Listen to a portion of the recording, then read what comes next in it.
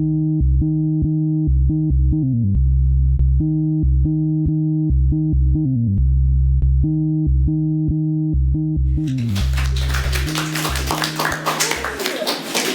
so this is a map of the United States highlighting the obesity rates per state. And as you can see, most of the nation has between 30 and 30% obesity rate. And if you look at Europe, they don't have a single country over 30%, and they have a few actually under 20. So this has become a huge problem in the United States, with 36.5% of our adult population categorized as obese. And a third of the deaths in the United States can be attributed to cardiovascular diseases, which are often linked to obesity.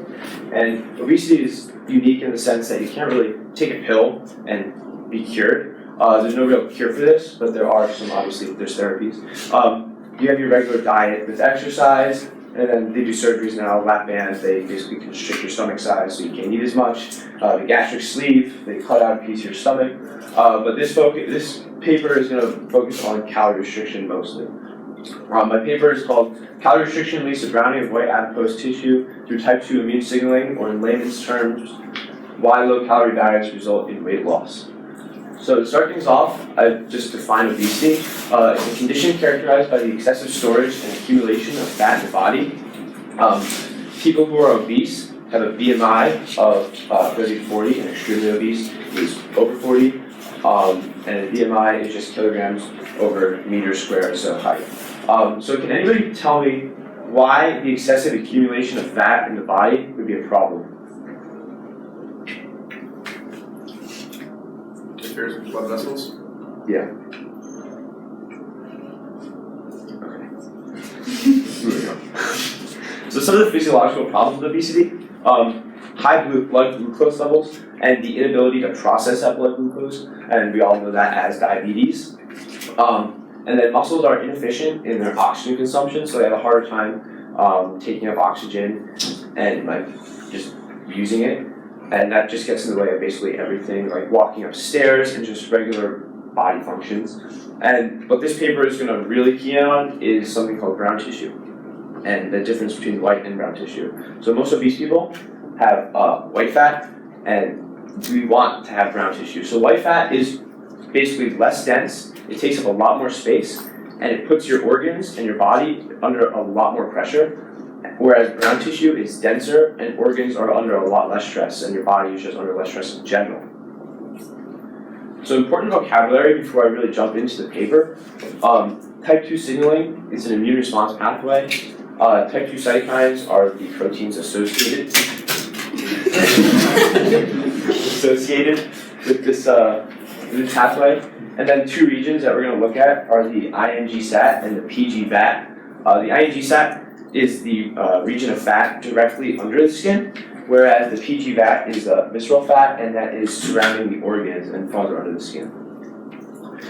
So the experimental design, they had two groups. They had an AL group, which had a regular diet, and then they had a calorie-restricted group, and they restricted the calories by 40%. So they were eating 60% of what the AL group was. And the first thing that they looked at was the browning of white tissue. And that white tissue is what a lot of obese people have, and we want to have brown tissue, which is a lot better. So in figure 8 here, they were looking at proteins that were involved in brown tissue, in the formation of brown tissue, and they already knew what these proteins were. And as you can see, in every single one of these proteins, CR mice had a significant upregulation as opposed to the regular diet mice. And that just shows us that there was a lot more of the conversion of white tissue to brown tissue in the calorie-restricted mice. And in figure E here, they looked at the ING-SAT, they looked at actual tissue from that region of fat right under the skin. And they basically just a visual representation of the browning of the tissue. In the AL group, you can see that the cells aren't really densely packed together.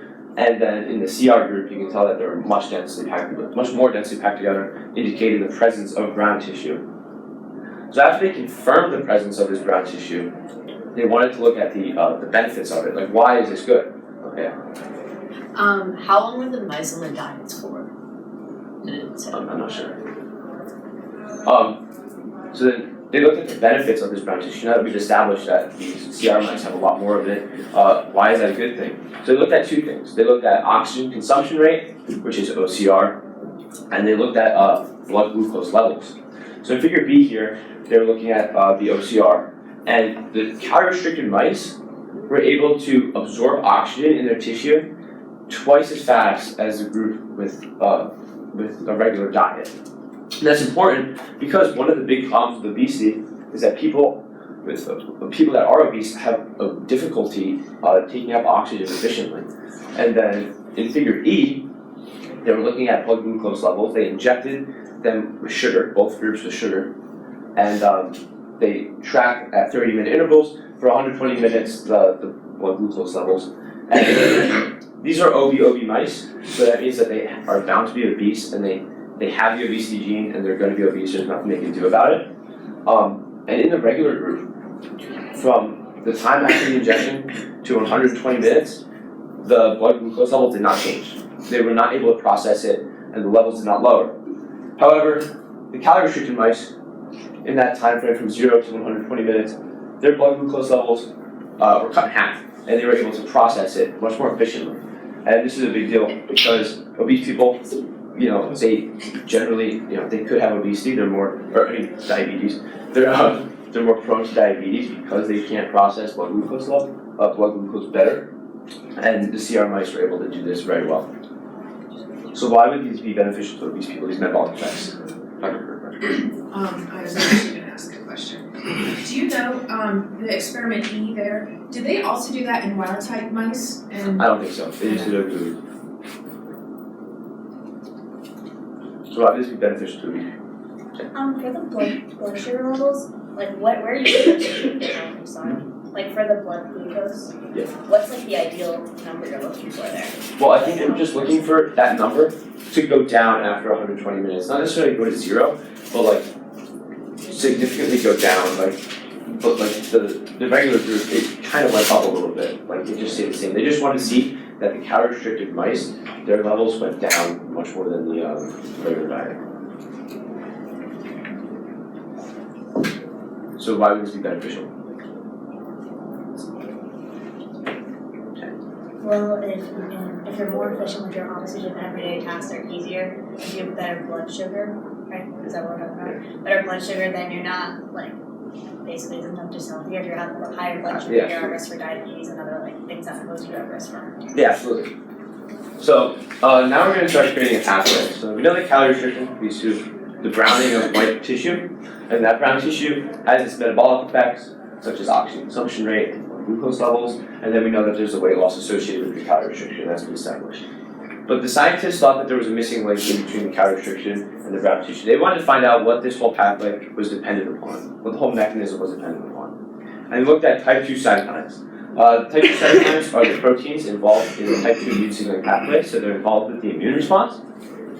And they found that in calorie-restricted mice, they had a much higher levels of these proteins. As you can see in A, they looked at 3 of them, IL-4, IL-5, and IL-13. They're all type 2 cytokines, and they were all significantly upregulated in the calorie-restricted mice. And in that, they looked at eosinophils in the ING sat, which is that region of fat right under the skin. And eosinophils, they are immune cells associated with the type 2 immune signaling pathway. And they found that the CR mice had double the amount of these cells in the ING sat as opposed to the regular diet mice. So once they established that there was more type 2 signaling in the CR mice, they wanted to look at the benefits of this, like why was this good, and they wanted to look at if it was dependent solely upon type 2 signaling. All the effects that we've seen with the brown tissue so far were dependent upon that. So they looked at cell density and tissue volume. So they're basically looking at the browning of tissue and weight loss. In figure D, they had 2 groups of mice. They had IL-4 mice, or they had 4 groups of mice. They had IL-4 mice, negative, so the gene was knocked out in a calorie-restricted group and in a regular diet group. And then they had basically just a control. And what is IL-4? IL-4 is the type 2 cytokine. And so IL-4, when the gene was not knocked out, they had a regular diet group and a calorie-restricted group. So in the top row of figure D, you can see that in the AL group, the tissue is not very dense, and then in the calorie-restricted group, the tissue is obviously a lot more dense, and the tissue did go through browning. However, when they knocked out IL-4, and they knocked out type 2 immune signaling, the benefits of the browning of tissue, they were completely negated. The tissues looked exactly the same, and the calorie-restricted mice did not go through that browning. And then in figure N, they also knocked out IL-4, and they also, in these two regions, they're looking at the IgG SAT and the PG VAT, and they noticed that tissue volume did not change from AL group to the regular diet group to the calorie-restricted group. So the weight loss benefits of restricting calories by 40% was completely negated by simply knocking out the type 2 immune signaling. So then, the last thing they looked at was if the type 2 immune signaling would negate the benefits of the browning of tissue, the metabolic benefits. So again, they had 4 groups of mice. They had IL-4, they had a gene, and then there was a calorie-restricted group and a regular diet group. And then they had a knocked out IL-4 group for calorie restriction and for a regular diet. So in figure C, we had the results that we've already seen before. They injected them with, or they gave them blood sugar, or they gave them sugar, and their blood glucose levels in the CR mice significantly went down faster than the regular diet group, which we've already established. But then in D, when they knocked out the type 2 immune signaling, the blood glucose levels basically were identical for the calorie-restricted group and the regular diet group. So by simply knocking out that one protein in the type 2 immune signaling pathway, the metabolic benefits of that brown tissue were completely negated. So they found the missing link. They found that calorie restriction led to an upregulation in type 2 signaling, which led to brown tissue and then metabolic benefits from that brown tissue and the weight loss associated with the calorie restriction. And they also found that it is solely dependent on type 2 immune signaling. Without type 2 immune signaling, we get none of the benefits from the calorie restriction. So in conclusion, calorie restriction leads to browning of tissue, which provides its metabolic benefits, such as oxygen consumption rate and the processing of blood glucose. And the effects of calorie-restricted diets are solely dependent upon type 2 immune signaling. Without it, nothing happens, nothing works.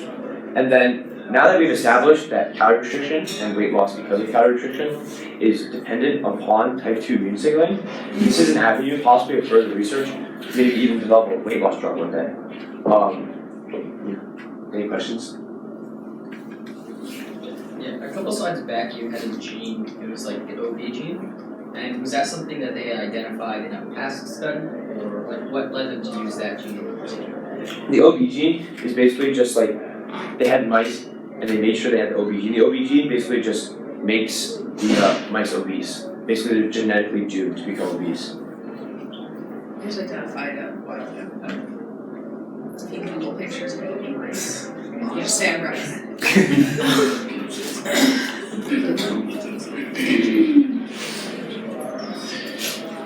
I have a couple of questions. Okay, so do you know how calorie restricted in this level in this study?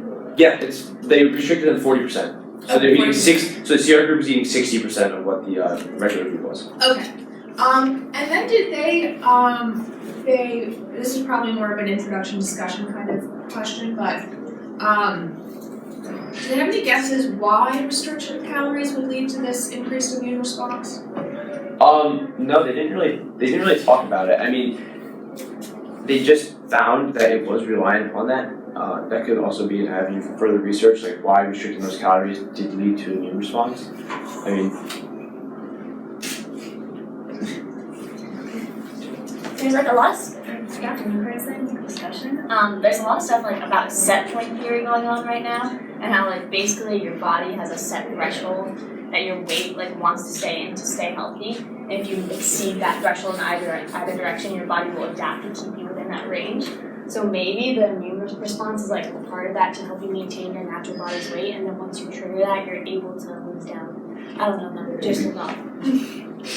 Yeah, I also saw something about like, what's that show, The Biggest Loser, and like people lose absurd amounts of weight, and then they found 6 years following that they pretty much the person had regained a lot of their weight, and in doing that, like highly, losing weight so quickly, they found that for their weight 6 years later, their metabolic rate had slowed by like 80. I don't know what that means, but like it's just interesting.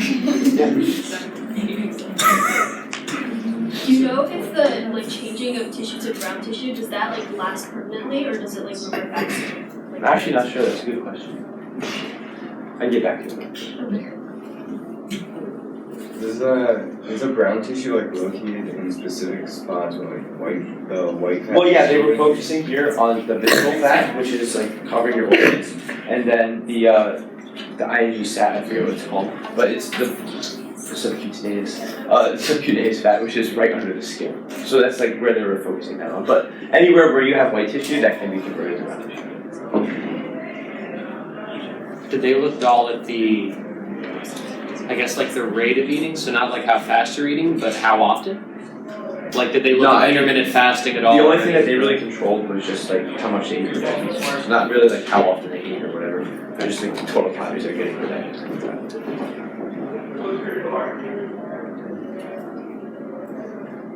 Thank you. Oh.